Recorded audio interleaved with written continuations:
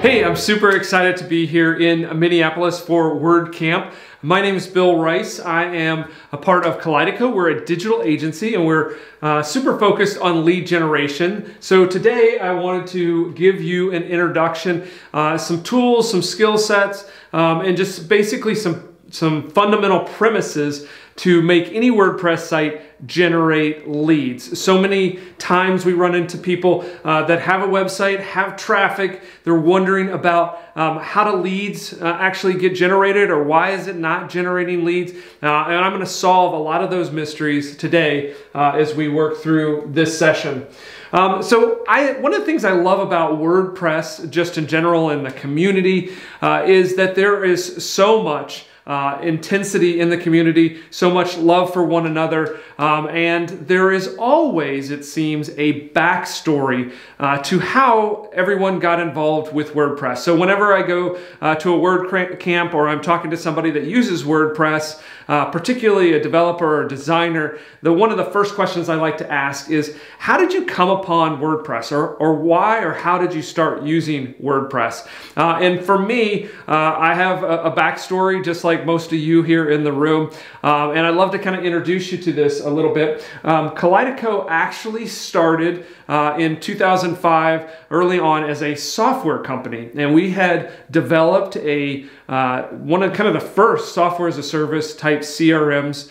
It was specifically targeted at the mortgage industry and facilitating or helping very large call centers take in what was becoming sort of a huge trend at the time to create these huge call centers and then buy as many internet leads as possible. And one of the challenges they had is being able to route those leads into the proper salespeople to maximize their conversion. And that's the software that we built.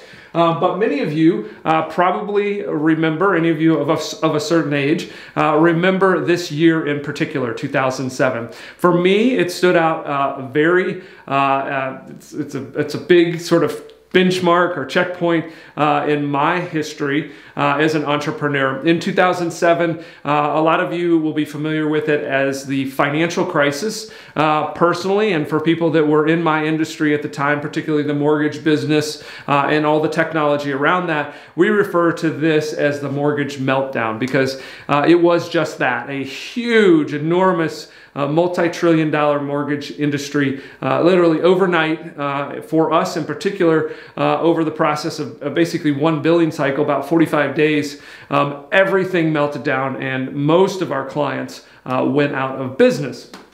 So this left me in a little bit of a predicament as this started to hit the market. We saw this foreclosure activity happening. Of course, that impacted funding for the large call centers. And then us specifically, as I mentioned, in the course of one billing cycle, a lot of our clients, our big clients, New Century, American Home Mortgage, IndyMac Bank, literally went out of business and closed their doors and dismissed their people. And of course, they couldn't pay for our software anymore.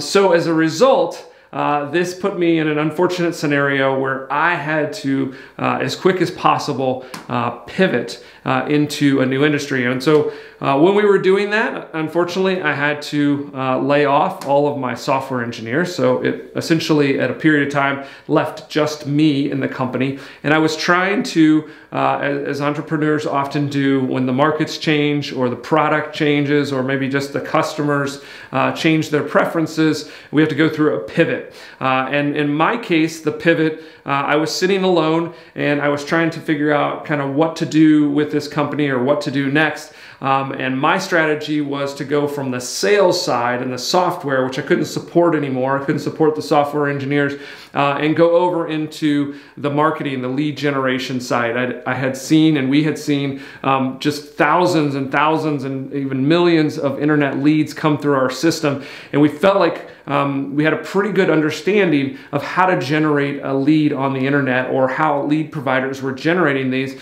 So my idea was to start to do that for companies directly, especially as times got leaner. A lot of things went in-house and people were trying to figure out how to do lead generation internally. So that was the pivot, but this all led to WordPress, because again, being a reasonably technical person, but certainly not a designer and a developer, I needed to figure out how to bring up a website. And so that led me to WordPress. So that's my backstory, and that's why I have passion for WordPress, because essentially in that moment, WordPress since that time has sustained my family, has sustained my growing team, and has created a lot of wealth and a lot of prosperity for the people that have been involved with our company, and added a lot of value to our clients as we kind of exclusively develop websites and redesign websites on WordPress. So this is our agenda today. I want to teach you everything I've learned along this journey, and specifically about how to create value by generating leads. So often clients come to us, they want a website or they want a redesign, but what they really want, and this is something that I learned very early on, is they really actually want revenue or leads to come from that website. And if you don't think about it in that framework, you can often deliver, and I did for many years, delivered something that was visually appealing, but didn't necessarily deliver on the kind of the hidden business objective. So this is what we're going to talk about: what creates client value in our web design and development projects. Specifically, why do we need to think about user experience and user interface? This is the sort of thing and the skill set that's going to help us take those personas, take those visitors into our website and actually drive them to take an action. We're going to give a crash course in conversion rate optimization. Again, one of those skills that often as designers in development, developers, we don't perfect that. The actual taking of a visitor and inspiring them to inquire with us, to reach out, either make that phone call or fill out that web form so that we can actually help them, serve them, deliver them a product. We're going to get very tactical at the end. I'm going to give you some ready-to-use tips. I always tell you to get ready to take some screenshots, because there are definitely some very specific examples in here that you can take as a recipe and incorporate into your own design and development. And then I have a secret tip that has been really transformative to our business, understanding this value point as well. So ultimately, I'm here to teach you the secrets to charging more. That's what we kind of always want to do. A lot of you are probably delivering projects for much less than it actually cost or the value of what you create for the client. So I want to show you how to create some extra value and allow you to charge more for the projects that you're delivering today. This is our mantra at Kaleidico. Again, something that I discovered very early on, and we live by this. It's not beautiful unless it works beautifully. So this gets back to my point that oftentimes aesthetically we are delivering something that's beautiful, but if we're not thinking through the behavioral aspects, the sociology and the psychology of our web visitors, oftentimes when they come there, they just land flat, and we haven't actually created the design and the feature set to encourage them to actually inquire with us and become ultimately a lead. So in order to kind of get into this, I think it's really important to level set and have kind of a sense of truth about what the actual state of the market is today. And this should create some additional kind of urgency and motivation for you to start to think about lead generation and value creation with your web design and development. So first and foremost, premium. This is a testament to the community, but at the same time, it's something we need to be aware of. Premium WordPress themes. So designers have created themes, made them super easy to use, and sent them out. WordPress makes them easy to install for just kind of your run-of-the-mill user. And so as a result, it has commoditized WordPress design. So sometimes it can be really, a lot of you probably have had this discussion, it can be difficult for you to charge up for your designs, because oftentimes the client will wander into something like Theme Forest. They'll see, hey, this is $75 theme. Why don't I just buy this and stick it in? It looks nice, but we're going to kind of talk about why that might not be the best solution and help you kind of sell through that. Premium plugins have done the same thing for developers, WordPress developers. So almost anything that you see out in the wild, any cool feature developed by some maybe really large company that has all kinds of bells and whistles on their website. Essentially, you can take any of those features and components and you can probably reach out into the WordPress plugin community and find a plugin, and oftentimes a premium plugin that is much cheaper than you building something custom for the client. So again, this is another sort of good on the community, but can be challenging for us as WordPress designers and developers to kind of get over the relatively cheap, inexpensive, and easy way to get those features on your website. But as always, how you differentiate is what creates the value. So let me walk through the best way, I think, to differentiate yourself as a WordPress designer and developer. This is what we do when we talk to clients. We talk about themes and plugins, but those often lack several important components of actually being effective as a website. So first and foremost, there's no strategy behind it. The actual theme developers and the plugins, they're trying to kind of build a feature set, or they're trying to build a theme that accounts for as many use cases as possible and the most general use cases. So if you have a business and you have a strategy and you want to execute very specific to that strategy that you've come up with, or even just come up with a strategy that you can use, these standard themes and plugins are simply not going to deliver what you expect. They certainly don't have a purpose. Again, this gets back to your actual objectives and what you're trying to accomplish online with your customer. As a business, they simply can't cobble together all those things in a seamless experience and really deliver a purpose that they have that's unique. So by cobbling these things together, usually it's clunky, it's messy, it's a messy kind of experience for the user, and it's certainly not differentiating for the business. So you end up with a lot of themes, and you see this in industries. A lot of themes get used over and over again. Stock photography, we're going to talk about that in a second, gets used over and over again. So a lot of these sites that are kind of done on the cheap start to look almost identical as you go through them. Performance, again, as you stick all this stuff together, WordPress in particular is going to give you some performance issues because it will not go together cleanly unless you have some skills to tune things up and actually get that website moving. So you can have a very beautiful but a very slow website, and we know from all kinds of studies that that will drive your user away. We just simply don't have users that have patience anymore online. And then ultimately, revenue. Most probably, if you just stick on the theme, a lot of the theme designs in particular aren't designed for lead generation. They're just kind of straight designed for aesthetic. So the chances of them generating revenue or even having the feature sets to drive a revenue transaction is almost always missing. So what are the features that actually get you paid more? So whenever you're putting together a project, make sure that you talk about inserting strategy, have discovery sessions, actually talk through and dig as deep as you can into the business and what they're trying to accomplish. Talk about conversion very early on. Get to what they expect out of the website, and pretty soon, by asking just a couple questions, actually, instead of kind of talking about the colors and the pictures on the website, you will start to get into a conversation about how they make money and how they hope to do the same thing online with a digital strategy. So start to talk about conversions and the things in the feature sets and in the design that will help that happen. Lead generation, again, how they deal with leads, where they go. Do the salespeople have enough leads? Does it require just a transaction they can kind of buy online? Or do they actually need to sign up for a demo or schedule a time to talk to a salesperson in order to complete the transaction? So start talking about lead generation, and then ultimately performance. Actually track and show them a benchmark of where they are today with their current website, and then have a good understanding of where you want to take them from or to as it kind of pertains to performance. And that's a big win when you can kind of show a direct improvement. It can, of course, benchmark these other things if they have the data. If they don't, again, in the strategy, you should start to hook up the Google Analytics and the data sets that are necessary so that you can benchmark the current site and you can show an improvement with your new design.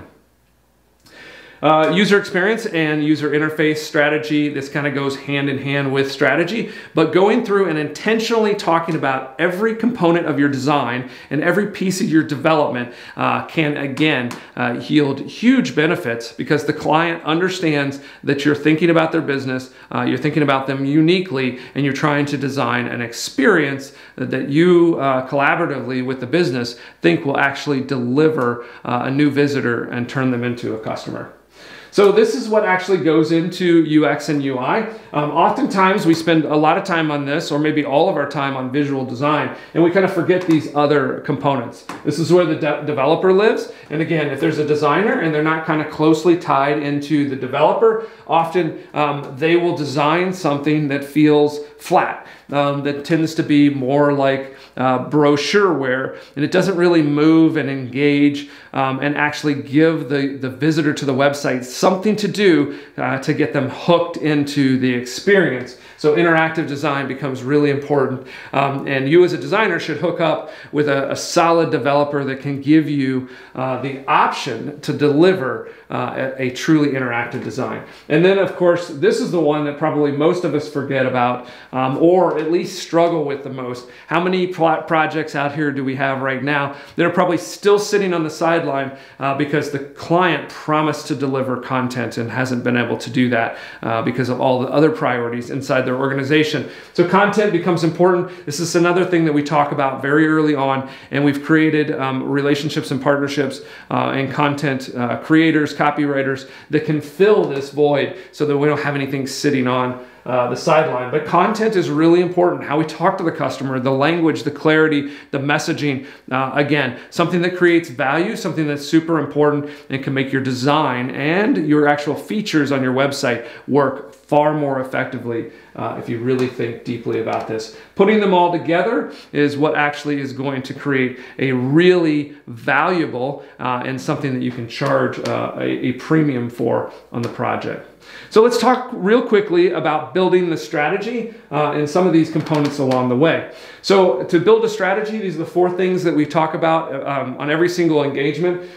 Where are the customers now? Where do they hang out? What do they look like? We build out personas. And as it pertains to lead generation, it's really important to think about and to start to understand where the customers of this company hang out today. Because I'm assuming that your website, that business website that you're supporting in this project, is probably not the main point of connection for these people when they're trying to find things out about the products and services that you sell. So we need to start to think about, and usually the business and the strategic leaders that you're doing discovery sessions with, they know their people, they know their customers, they know where they're hanging out. It's really important to understand what other websites, what other online resources the customers use, because we can get a lot of information and a lot of good research that can go into our design and development from understanding where the customers are today. Highlighting the competitors, sometimes this takes a little research. Oftentimes the online competitors are not the same as the offline competitors. So the people that are actually stealing business from you or competing with you directly on products and services may not necessarily be a complete set of online competitors, because when we're talking about online competitors, one of the big things we're talking about is other things out there that are actually taking traffic away from you. So this could be things like Wikipedia. It could be a directory that's serving up kind of the top list of legal firms out there. So there's often sites out there, lead generation, information, research, news sites that are taking some of those searches, some of those inquiries away from you. And we want to know about them because, again, we're going to build a user experience that is good or better than where our customers are hanging out and the competitors that exist there. The product, truly understanding the product, how it works, how they buy it, what it costs, why they may need a demo or may not need a demo, really kind of understanding how that product gets delivered and sold to the customer is so important to what we do as designers and developers.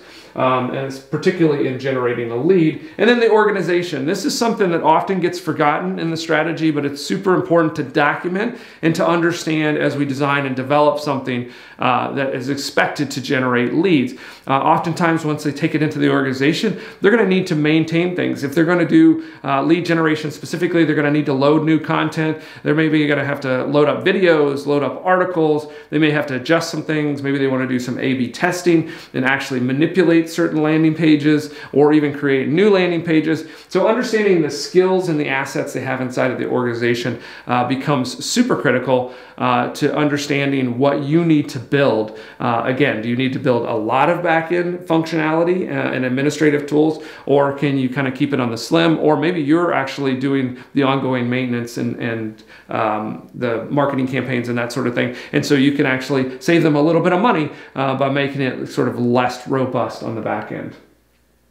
And then, of course, we want to figure out where we want to be. This is where we talk about goals, objectives, get a clear expectation from them of what they are anticipating getting when you deliver the final website and design. So, and then of course their vision and mission long term. This can be a really great opportunity to actually build out and do more for them in the future. So after we take all that strategy, we're going to package that up, and then we're going to figure out how to get there with WordPress. So this is where we start to then talk about conversion rate optimization. So now that we've kind of figured out what this thing is going to look like and what the business is intending as we go into the design and development phase, we got to start to think about what actually creates a conversion, what will actually take a visitor and get them to inquire, phone call or web form fill, and become an actual lead. So let's talk real quick about conversion rate optimization.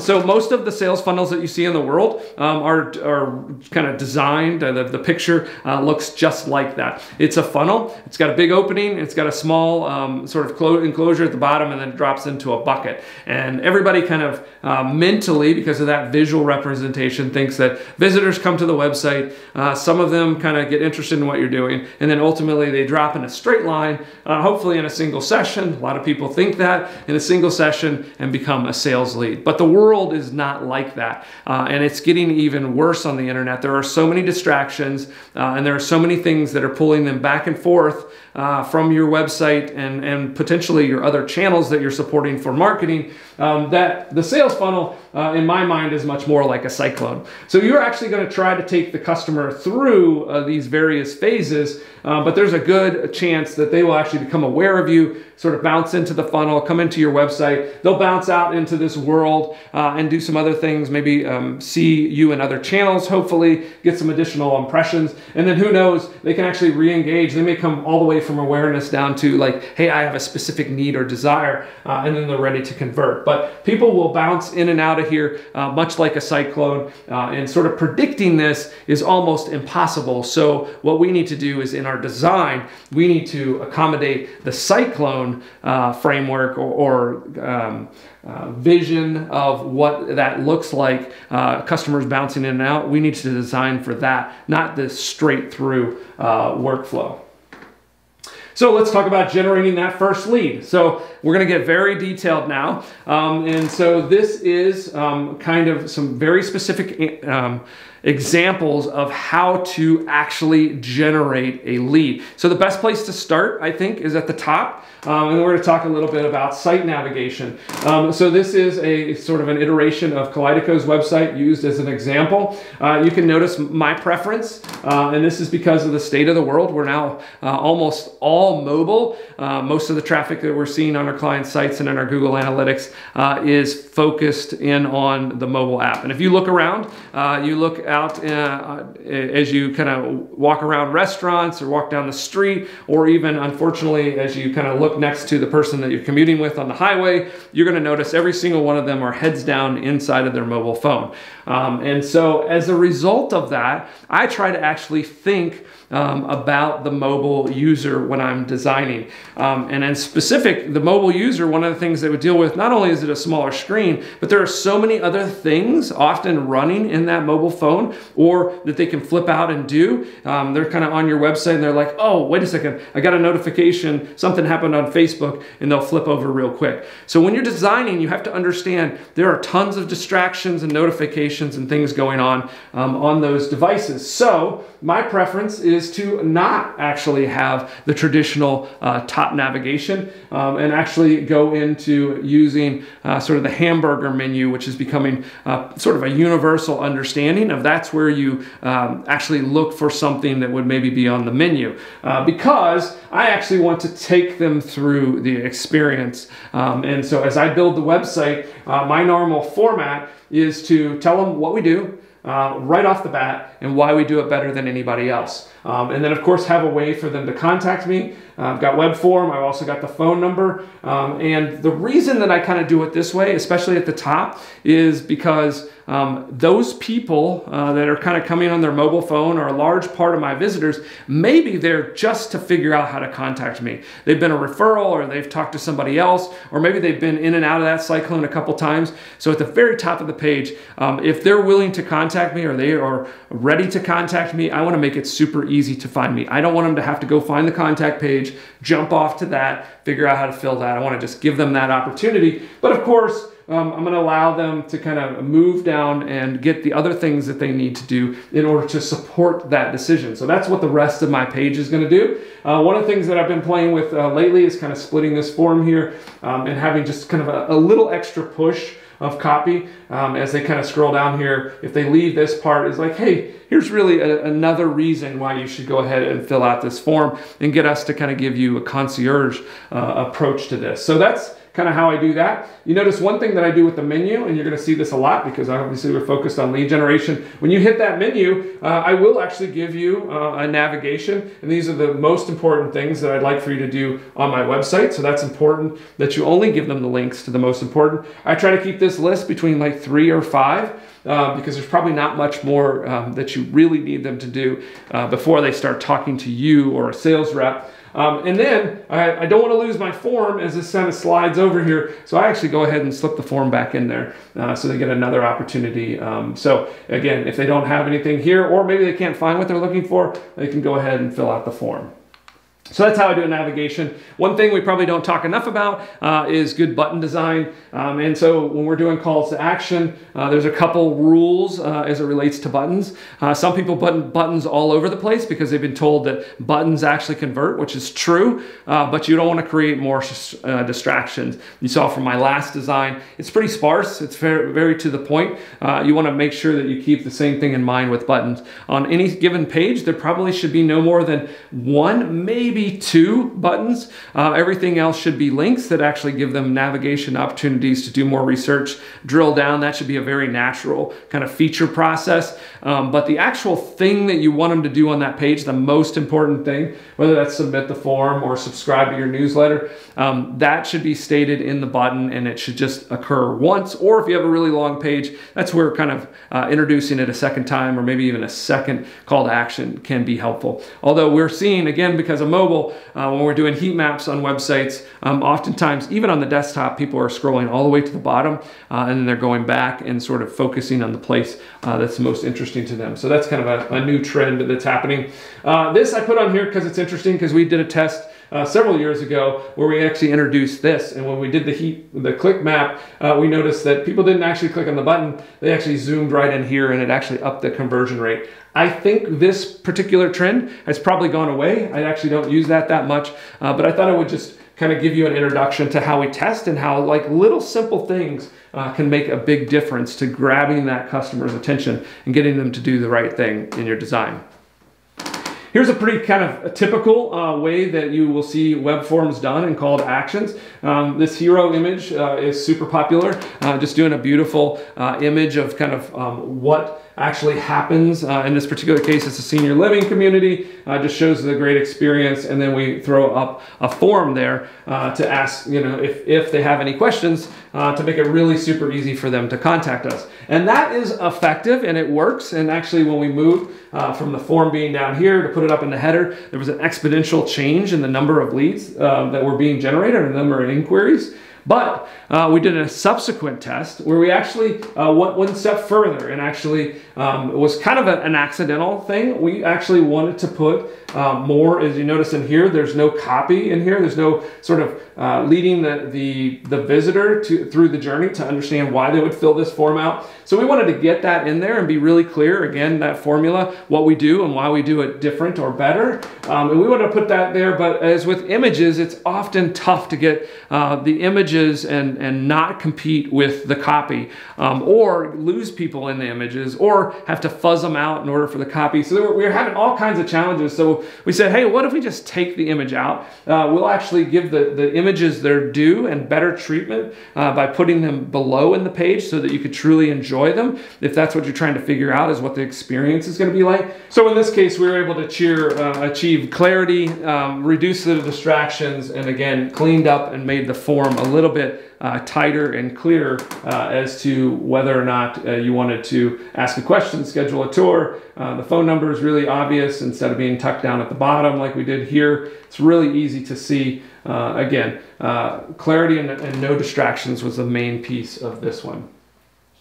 Call to action. Sometimes we have different goals on the website, and depending who the actual customer is, we have to think about what the user needs to accomplish in order to become a lead, or in order to actually get what they need in order to buy from that company. So this is a user experience from an artificial intelligence client that we have, and one of the things, they actually have a piece of software that helps with conversational AI.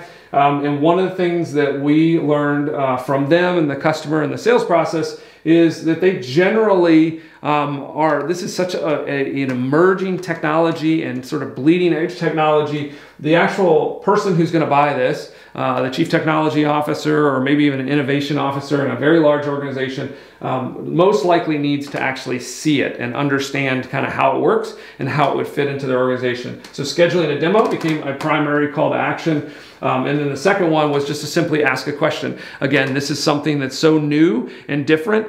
Even the most advanced or the smartest technology people probably still need to ask some questions to really understand this aspect of artificial intelligence. If you were to look at the full thing, well, this is actually inside of a blog post. In my mind, this is the most underused real estate on most websites for actual lead generation. So as you kind of read through this, hopefully we're going to spark some thought, and that's going to generate a question, or you're going to say, hey, I don't really kind of see how this is going to work. I need to actually look at it and schedule a demo.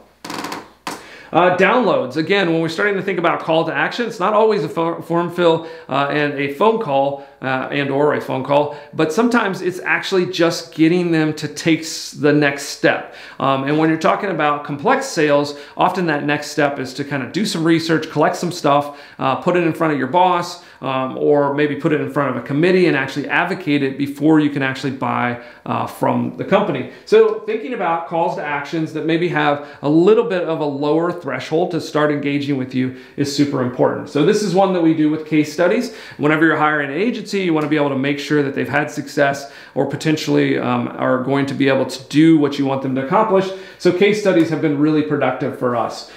This is the way we treat them. It's kind of a slider. You can kind of go through all kinds of different case studies, much like a library. One of the things that we did is to kind of give you an understanding so you know which case study will fit with you the best. Actually show that it's going to be a presentation or something that you can download, and then of course the download button. This is again something that we've tested that really helps. Oftentimes these type of things are behind a web form and require you to fill something out. So by just telling them that, hey, we're not going to ask for your email, we just want you to take this, and we want this to kind of sit on your desk and be sales collateral to potentially give us an opportunity later. Little reinforcements like that says, hey, this isn't going to take very long, or there's no email required, can really help them go ahead and take that action, because you've reassured them that it's not going to be cumbersome, it's not going to take a long time. Here's another one, play buttons. So videos, if you're not using videos, you've got to figure out how to use video. It's such a productive channel, and it's a great way. People just love to consume video after video, and if you look at younger people, they're constantly in their phones watching videos. So actually having a video and play buttons are another really powerful call to action, and will get you a lot of engagement on your website.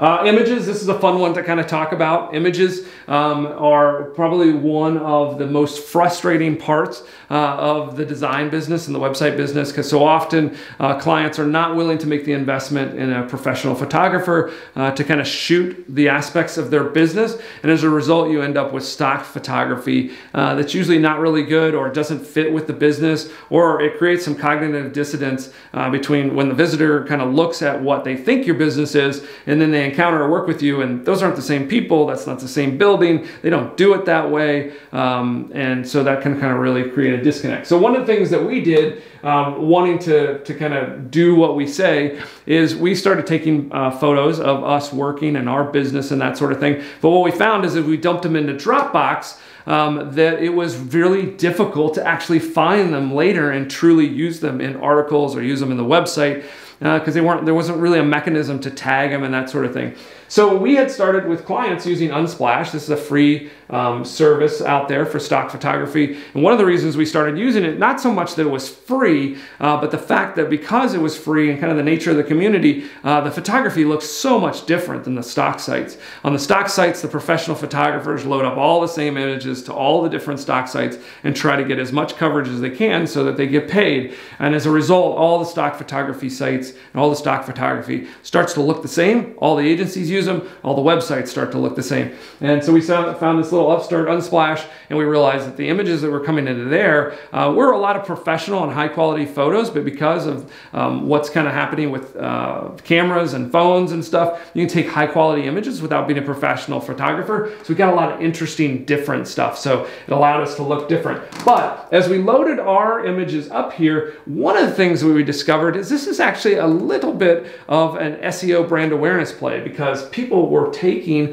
our photos and using them on other websites. So they were getting exposed to the Kaleidico brand and to our photos because of the acknowledgments, because the community is really good about kind of linking back to your profile, but also the images themselves sort of have their own kind of look and feel like Kaleidico, so there was some brand awareness. This is my favorite. I highlighted this as one of our more popular photos. And the favorite part about this is it's got our branding on a custom conference table that we did. But why I really love this as an example is you will be amazed at the number of agencies that have our conference room table and our branding on their website. So this is kind of a fun little side note. But again, getting your client or you to actually put photos, take custom photos, actually put them into a site where you can use them is a great little strategy. Figuring out how to build value propositions. This gets to more of the development aspect. How you can add value to the experience of that web visitor can really go a long way into converting them into an actual lead. So this is from our lending industry. We do a lot of mortgage still. And in the lending industry, the visitor or the customer really has two questions about a mortgage. They want to know what rates are, and they want to know what their payment's going to be. And so believe it or not, most of the mortgage sites out there don't really show you a rate, or they'll just kind of give you one rate, and they don't necessarily always have the ability to calculate a payment. So what we did is we went out and we found some data. This is kind of a tip. Look out into the world, find an API that actually feeds some data. And we found that Freddie Mac, which is one of the kind of the big takeouts for mortgages, had a set of data where they would expose via an API what the average trending rate was across all the industry.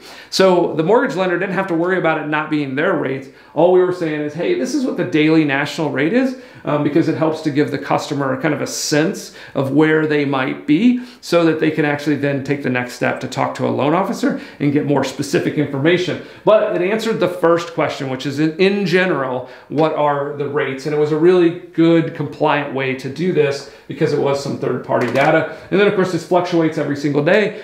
So this site becomes a destination for people to go, oh, they had rates, I can actually figure that out. And so they'll come back, every day or every few days days or months or whatever as they're starting to think about refinancing or even just purchasing that new home.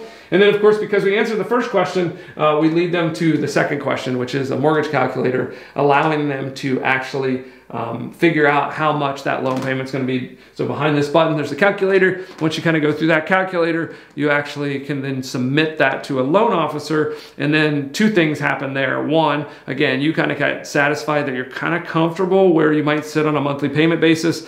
And at that point, when you actually submit, that lead to the loan officer is so much better than just the, hey, give me your name and your email and your phone number, and I'll call you back and get all the information.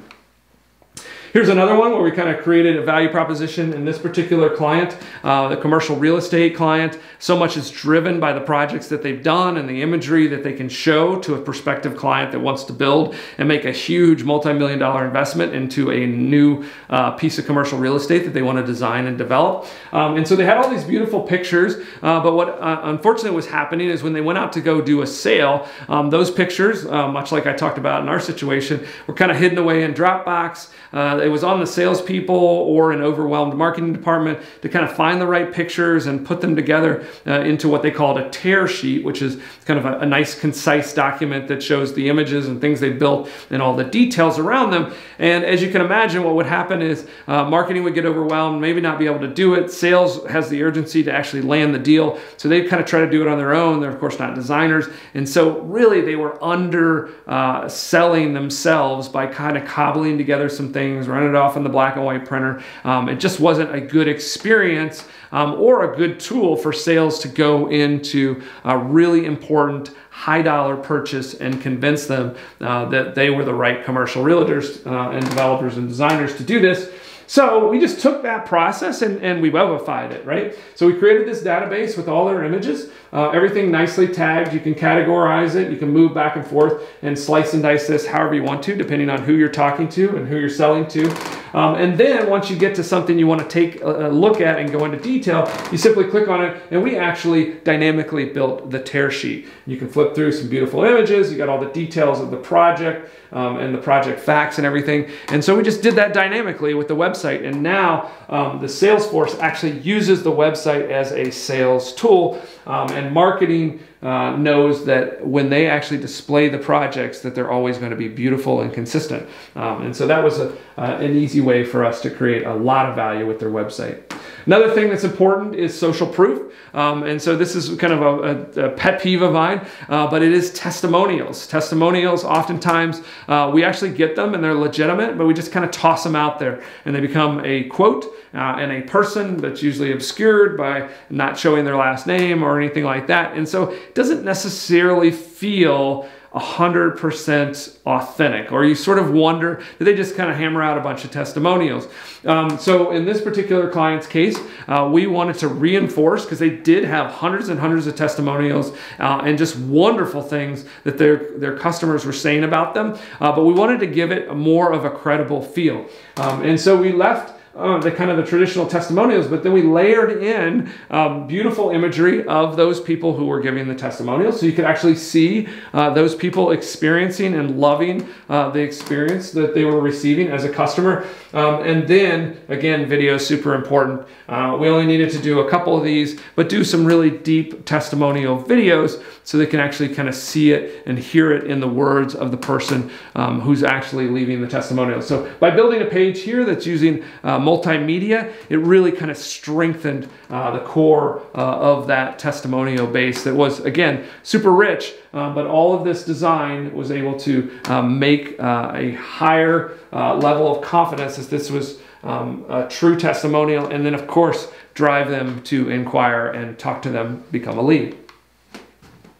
Social proofing, this is a lot of times in our industry is portfolios and that sort of things. We often do logos and icons of our actual clients. Again, if they're notable, that can kind of reinforce things. And then another thing that I'll talk a little bit about, these are pretty typical things, but there's also awards that you can receive. And this happens in our legal space and practice. A lot of the attorneys and law firms win a lot of awards.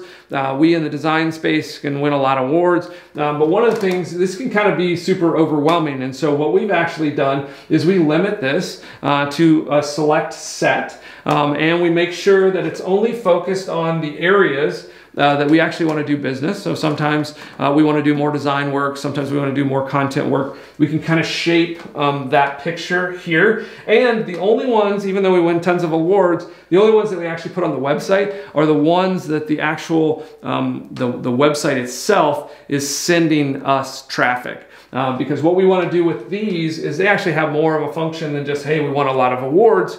A lot of times these go into, hey, top 10 or best designers in a certain area. If that page ranks and that partner ranks, and as a result, they're actually, we're listed in one of those top 10 designers in Detroit, then when that traffic comes to us, we want to actually reinforce the credibility of that list by showing them the actual award. So as we start to win traffic from the website, then that's what actually prioritizes what goes in there. So again, just a little kind of trick on how to do social proofing and make it work for you. Page speed. This is something that's probably overemphasized because just the state of the world right now is we can't really get to the level of expectation that Google wants us at, but it's something that you always need to be focused on and trying to get better. There are some inherent technical limitations inside of WordPress, and as we add themes and we add plugins, this kind of gets worse. But it's really important to stay focused on it. Just as benchmarks, and again, you can go to PageSpeed Insights and just kind of run your site. For mobile, which is actually harder, again, there's some technical reasons for this, but you want to kind of stay in this middle band from 50 to 89. This is actually on our website, Kaleidico. You want to try to get it as good as you can, but really getting into the green zone is going to be almost impossible with WordPress just because of some technical challenges. But it's going to tell you some things that you can do. Just kind of be careful when you actually take on these adjustments, because some of them can actually break some of the things that you're doing. So, but it's important to look at that. On the desktop, we can do much better. Again, same website, up in the 96 range. So if you're looking kind of for benchmarks, 50 to 89 is what you're looking for on the mobile, and then desktop, you want to be in that 90 to 100 range. Again, if you can't achieve that, it's probably not going to be the end of the world. Obviously, Google has mentioned for SEO purposes, they would like for you to be as fast as possible, but the number one advantage to this, I think, is actually the traffic that you're getting. The less they have to wait on things, the better their experience is. And if they do have to wait, there's a good chance that that notification comes up on their phone and they're off to the next thing. All right, so let's get super tactical. I'm going to go through this very quickly. Most of your performance issues are actually going to be a part of the web hosting. So having rock solid web hosting and a great hosting provider is essential. This is the starting point, and this will take care of most of your performance issues. You probably need to pay up a little bit. Buying $5 hosting is going to give you $5 performance, right? So you probably need to pay up a little bit in order to do this. If you're working for a client, you just need to advocate them being on premium hosting so that they can get the performance that they expect, and you don't have to worry as much on the design, because a lot of times your design and development can't help what's happening on the server, and that's a big part of the bottleneck. Whenever we're building something or designing something, this is the things that we always have in our mind. We're building for speed, so that's simplicity, making sure that we don't kind of overdo things. We're designing for mobile, smaller screens, but more importantly, eliminating distractions, because on the mobile phone, they're higher. And then ultimately, the user experience and the journey that we're going to lead people on. Here's some miscellaneous things to keep in mind, just as a quick hit list. If you are going to use premium themes, or you need to use a premium theme, maybe you're not a designer, you're just a developer, or you don't have that component, or you're trying to keep the project in budget, you may use a premium theme. If you're going to use premium themes, you should invest some time into researching and understanding the different components that come into themes, and how to kind of get the best one for your scenario. Lighter is always better in this case. The ones that kind of is the Swiss Army knife of themes, they feel nice, they seem nice, give you a lot of flexibility, but there's a lot of bloat in that code, and it's going to cause some problems. Auto Optimize, this is a tool or plugin that can help you with page speed. However, I would suggest that you put it in, you optimize, and you pull it back out, because it tends to conflict with a lot of other things. Doing SEO, Yoast is just hands down the best, and you can get a lot of things right with SEO by just doing what Yoast tells you inside the plugin. Ajax load more. If you've noticed things like BuzzFeed or whatever, as you read an article, it just automatically kind of slips you to the second article. We saw that and we started using that and found this plugin. It allows us to get 2-page views out of the average visit, really ups our number of page views per visit, which again is an SEO signal. So that can be important depending on the experience you want to deliver. Zapier, this is again the Swiss Army knife of APIs. So to get data into a tool or something that you want to do, or if you're again in the lead generation business, often taking the web form and making sure that it pushes straight into the CRM can be a technical challenge, a development challenge.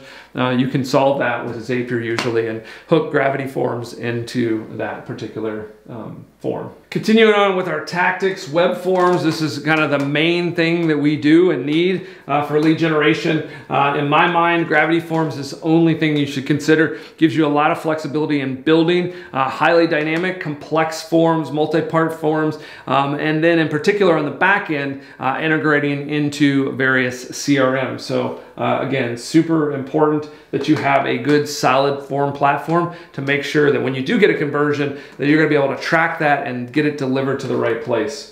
Creating consistent UX design. To do that, we rely on advanced custom fields.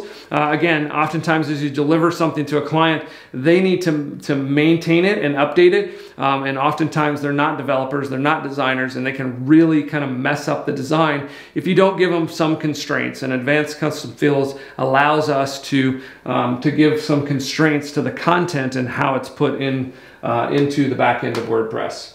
Gutenberg blocks, probably hear some sighs there, but as this has kind of rolled out and gotten more and more mature, we're seeing a lot of power in this. This is something that we tried to do before and we have done before with advanced custom fields and post types, is to actually kind of create a more modular design where we can move things around and make it easy to shift and A/B test things. Gutenberg blocks is starting to actually do that. So I would definitely encourage you to spend some time learning Gutenberg blocks because inside of WordPress, this is going to be really powerful as it moves forward and matures.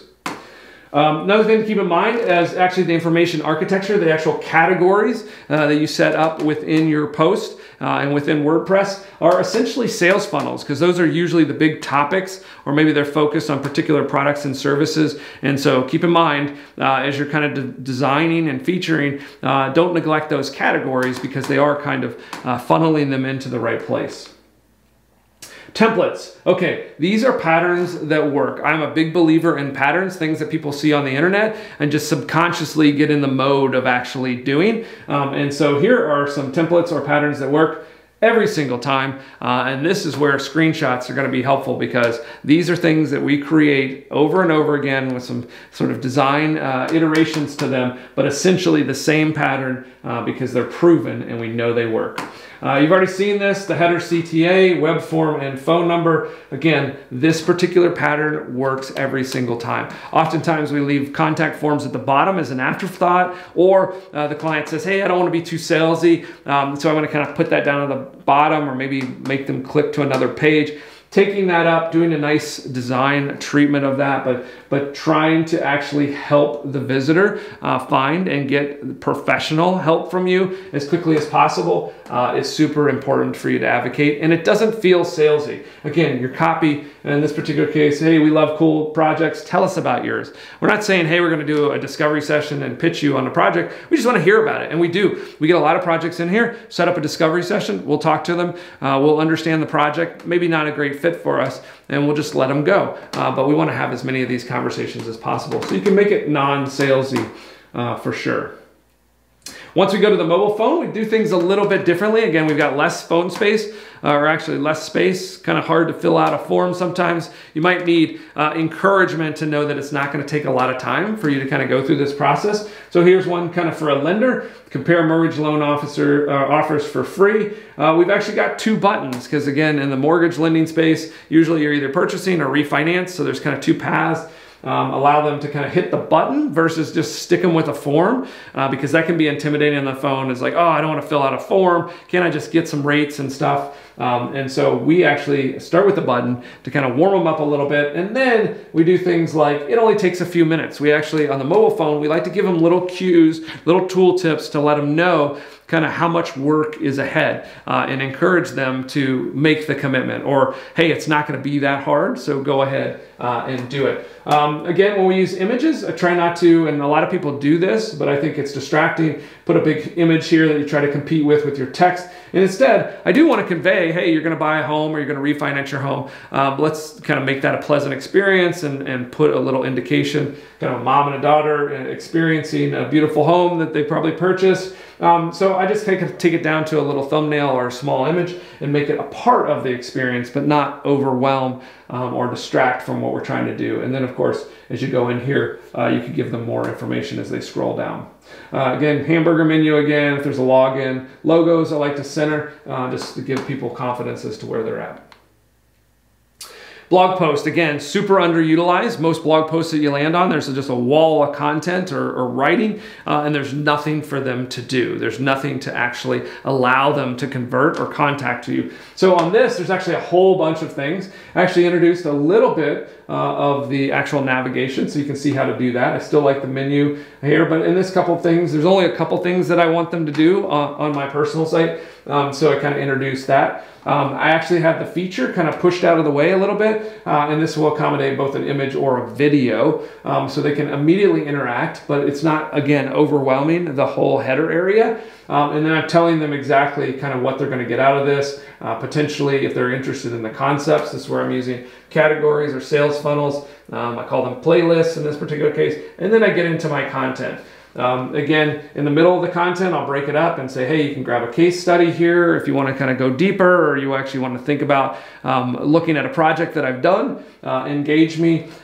These two things kind of move down the page, because as you read longer and longer content, now our content often, just kind of the nature of SEO, tends to be about 2,000 words. That could be a really long page. And so I want to travel down with them, and as they kind of encounter or have a question, I want to be there to answer those questions. Or they get to a point where, hey, I need to send this to my boss, or I need to send this to a friend. This is a great article. The email feature is huge. Email is still a significant thing. Obviously, doing the share and grabbing a link is still an option there. But again, a lot of things for them to do on my blog post. Because if you're going to take the time to write an article or invest in actually producing a piece of content, you want to get something out of there. Don't just leave it with the content and hope they'll go somewhere else on the website and try to figure out how to contact you. All right, so here's, in closing, my secret tip. Understand your client's sales process. If you can get in to talk to or build into your process a conversation with the sales director or the sales team, it will be pure gold for you helping to design and develop a website that will actually generate leads. Because those salespeople talk to the customer day in and day out. They know exactly what their preferences are. They know exactly what they want, what they're looking for, and they know their objections. And you can take all of that information and craft it into the design. It should definitely be a collaborative process. So often marketing is supporting sales, but they don't have sort of a highly connected relationship. So if you're taking it through that proxy, you can miss a lot of really essential things that can make your website more effective for lead generation. So ultimately, again, talking to sales, going to design a more effective user journey, that actually user experience. And then this is the other thing, part of kind of the secret sauce here, is it will actually help you to generate a better lead. And by you talking to them and making the sales team a priority, when they start to get those leads from you, they'll have a personal connection. And so they'll just have a better perception of that lead when they get it for the first time. And if you build enough rapport, as they get the leads, they will give you positive feedback that will allow you to tune or adjust the design over time. So with that, I'll open it up. Any questions? Since we're going to also do this online, if you're not here to experience it personally, I would encourage you to drop down, and this will probably be on YouTube, drop down into the YouTube comments and ask me any questions that we've generated here along the way. I'm sure there's all kinds of little nuanced things that I went over at a high level that you maybe are working on a specific project and want to know a little bit deeper. I spend a lot of time inside those YouTube YouTube comments, and I try to give complete and thorough specific examples. So in those comments, drop in some very specific questions, and I'll try my best to help you with really specific and detailed answers. So encourage you to do that. The actual presentation, if you want to download it, is at this URL. We'll also put this online so it's easy for you to get to, but it's kaleidico.com/WordCamp-Minneapolis-2019. So thanks for being a part of the presentation, and I look forward to all of your questions.